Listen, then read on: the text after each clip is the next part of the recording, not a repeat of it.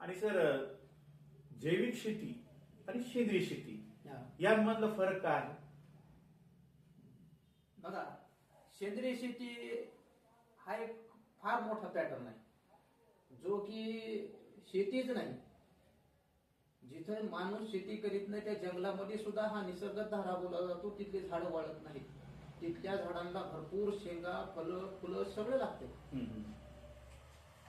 हा सगळ्या वर्ल्ड मधला असलेला बरं जगाच्या संरचनेचा हा भाग आहे. बरं. आणि त्याच्यामध्ये जी आपण जी जैविक शेती म्हणतो, आता तसं त्याचं अनालिसिस केल्यानंतर त्याच्यातलं एक डिपार्टमेंट म्हणजे जैविक शेती. कसं, शेण जर आपण त्याच्यामध्ये वापरतो, शेतीमध्ये शेणखत, गांडूळ खत वापरतो, किंवा आणखी बरेचसे काही त्याच्यातले घटक आहेत, कोंबडी खत आहे, ह्याचं जर अनालिसिस केलं तर एका ग्राममध्ये त्या चांगल्या जीवाणूंची जी कोट्यवधी संख्या आहे, तसं तर 1 ग्राममध्ये 1,70,00,000 जीवाणू मिनिममली, जास्तीत जास्त अर्बोपर्यंत आहे 1 ग्राम शेणाचं अनालिसिस केल्यानंतर.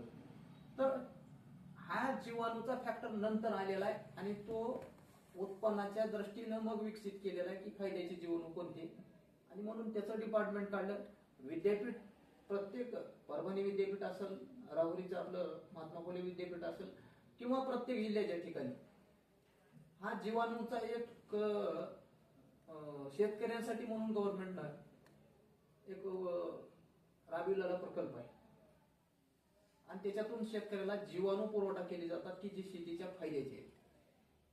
त्याच्यामुळं सेंद्रिय शेती आणि जैविक शेती असा काही वेगळा नाही, तो दोन्ही एकच भाग आहे, आणि दोन्हीच्या माध्यमातून जमिनीचं आरोग्य दाबानीत राखणं आणि त्याच्यातून मग सकस अन्न कसं बाहेर निघल, जे आरोग्यासाठी सगळ्यांच्यात चांगलं आहे, त्याच्यावर हे सगळं राबवलं जातंय. हे दोन भाग जरी दोन वेगवेगळे भाग दिसत असले तरी प्रत्यक्षात ते दोन्ही एकच आहेत.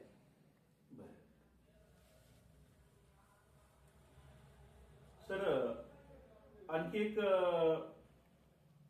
प्रश्न आमच्या मनामध्ये निर्माण होतोय की रासायनिक शेती आणि सेंद्रिय शेती या दोन्हीचा जर कम्पेअर केला आपण की उत्पादन घेण्याच्या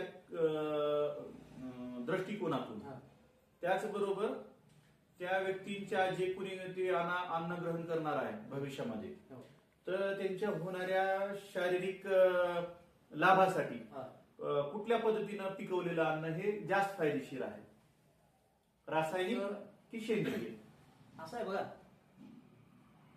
जर तुम्हाला पिढ्यानपिढ्या शेती करायची असेल, आभारी ठेवायची असेल, तुम्ही जसं तुमच्या आजोबाकडून, तुमच्या पणजोबाकडून पिढ्यानपिढ्या तुमच्यापर्यंत आली, तुमच्यापासून तुमच्या पुढच्या पिढ्यापर्यंत शेती जावं असं वाटत असेल, तर तुम्हाला सेंद्रिय शेती हाच पर्याय आहे, आणि तुमच्यापर्यंतच मर्यादित ठेवायची.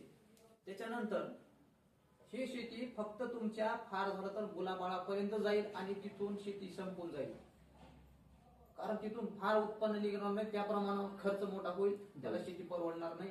ही जर शेती करायची असेल ती रासायनिकचा मार्ग घ्यावा लागेल. आणि पिढ्यानपिढ्या जर शेती करायची असेल, होडी चालवायची असेल, माती जिवंत ठेवायची, आणि माती जिवंत ठेवून आपल्याला जर त्याच्यातून पोटभर उत्पन्न घ्यायचे, तर आपल्याला सेंद्रिय शेतीशिवाय पर्याय नाही. रासायनिक शेती म्हणजे सलाईनवर ठेवलेला माणूस. बरोबर. सलाईन काढलं की त्याची जसं त्याला थकवा जाणवतो, आणि जोपर्यंत त्याला सलाईन आहे तोपर्यंत, किंवा एखादी नशा आहे, देवजीपर्यंत, एक दारूचं व्यसन आहे, त्याने एखादी दारूची नशा केल्यानंतर त्याला 1 तास, 2 तास, 4 तास काय त्याला जी वाटते तेवढंच राहणार, तेवढीच त्याची ताकद आहे. पिकांची. आणि सेंद्रिय शेती म्हणजे ही मूळची बेस आहे, त्याला कुठल्या नशेची गरज नाही, किंवा त्याला कुठली अशा आधाराची गरज, बाह्य आधाराची गरज पडणार नाही. तर त्या दृष्टीनं शेतकरी सज्ञान झाला पाहिजे, आणि त्याला त्यातला हा डिफरन्स कळाला पाहिजे, जेणेकरून तो पुढे आपल्या मुलाबाळापर्यंत, नातवापर्यंत ही शेती चालवू शकेल.